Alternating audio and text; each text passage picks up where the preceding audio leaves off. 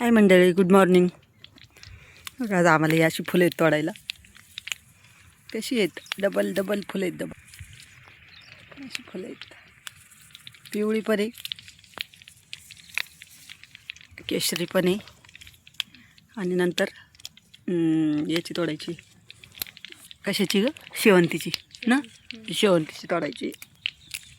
अख्खं बाग असा भरून फुल भरून आलेलं आहे. इकडं पर खालपर्यंत दिसते तिथपर्यंत वावरी पर गच्च भरगच्च तोडाई.